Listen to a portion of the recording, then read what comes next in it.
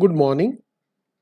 Today's video is very conceptual, and if your concepts are clear, then probably you will be able to do a lot of good work in the fields of financial econometrics, financial analytics, and you can further move into financial engineering.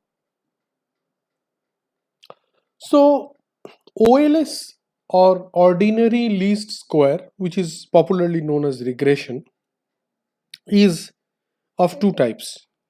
One is called simple and one is called the multiple. So multiple regression is where there are many x variables and there is one y variable.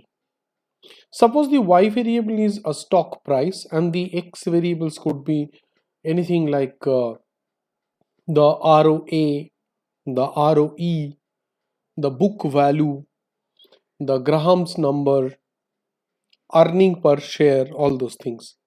So they are the x variables and y variable is the price of the stock. So that means those x variables determine the future price of the stocks. So I have again taken the Athens, Greece stock market from 2003 to 2015, which is for around 13 years. And I have shown you something very interesting here. So the column A represents Athens actual, the columns B represents Athens predicted, and the column C represents residual. So if you see what is the residual, so residual is the difference between the predicted and the actual. So predicted and the actual, if you observe it here, it's not real. I have made it, manufactured it. So that is why you will see that residual is 0.5 in all cases, which is logically not possible, that every day I predict a certain value and the actual becomes that value minus the residual or plus the residual for a long period of time. For maybe 1 or 2 days it is possible. For long period of time, like in this case there are 985 observations, so for 985 observations across 13 years it is not possible. But I have showed it to you in order to make you understand that what is residual, that is the difference between the predicted and the actual, and also another thought which is wrongly understood by many, that is called homoscedasticity. So this residual is constant, this is called homoscedasticity. So what I have manufactured here in column C, and this is called homoscedasticity. So homoscedasticity is an artificial situation where the gap between the actual and the predicted, that is residual, is a constant, either constant or zero on a regular basis. Regular basis means for all the observations. So if you have taken 1 year observation, that is 250 trading days. So all 250 trading days, the condition has to satisfy. That is the predicted and the actual difference, that is the residual, is either constant. I have taken here constant as 0.5. You can take anything else, or 0. 0 means exact prediction. So I'm predicting 2032.2 here, and actual is also 2032.2. So according to my knowledge, this is almost absurd. On a regular basis for a longer period, it is almost absurd. But for theoretical premise, this is generally taken as a consideration or an assumption behind regression. So that is the first assumption of regression. Another assumption of regression is based upon the cardinal assumption of homoscedasticity. If the assumption is feeble, then what about the model based on the assumption? That's fine. Let's go on to the other assumption. Okay.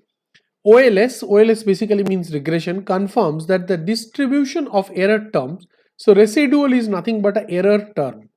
So also write it like this, error term. So residual is nothing but an error term.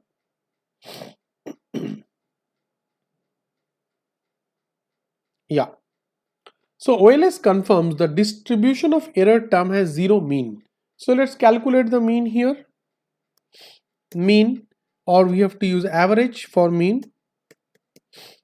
So if you calculate the mean here, say up to this, because all the numbers are same, so the average is 0.5, average is not 0. But OLS says that distribution of error terms has to have 0 mean. So when this column can have a 0 mean, all of you, when column C can have a 0 mean. Column C can only have a 0 mean if this residual term or error term is 0 each day. That means each day, whatever I am predicting, that is actually the actual. So my prediction and actual, when these two terms are exactly the same, then residual becomes 0 on a continuous basis every single trading session. That further means that residual has to be 0 for all observations, each observation. Is it correct? I don't think it is correct, but you have to think yourself whether this assumption of regression is correct or wrong. Further, OLS or regression confirms there should be no linear relationship between the independent variables. So this is the famous assumption of multicollinearity. So if you take a stock price or an index price, suppose, and you want to predict the index price, generally industry they use three parameters. They use the P ratio as an X variable, X1. They use as X2 one particular variable called weighted average book value, or WBV, for the entire index. Parameter 3 they usually take as the Graham's number. If you see the formula of Graham's number, inside Graham's number there is earning per share which is inside, and also inside the P ratio there is earning per share. So that means Graham's number and P ratio has something in common, and that gives a pretty robust, what should I say, accurate calculation on a daily basis, which industry uses on a daily basis. The technical analysts, the equity analysts who are in the technical domain, they use it on a daily basis. They're using probably from 1974 onwards till today, and probably in the future, and that gives a accurate answer. So my question is, if you strictly follow the OLS or regression assumption, there should not be any linear relationship between the two independent variables. That is called multicollinearity. So multicollinearity is not followed in industry, because if you follow multicollinearity, then possibly your accuracy of prediction suffers. So these are some discussion about the assumptions of OLS or linear regression. Think about it in a data driven way without any bias, and think about it logically and rationally, and make your own conclusion, and then you can start the discussion where all these three parameters which we have discussed, the three assumptions on which OLS is kind of standing, are these assumptions strong enough, or are these assumptions long lasting? Are these assumptions have enough impetus to take the OLS model further? Can we bank on these assumptions to really predict something? That's very important. So before understanding the prediction, we should see the background and we should see the assumptions behind the model. And then we should logically and in a data driven way understand whether these assumptions are proper or improper. Thank you for watching.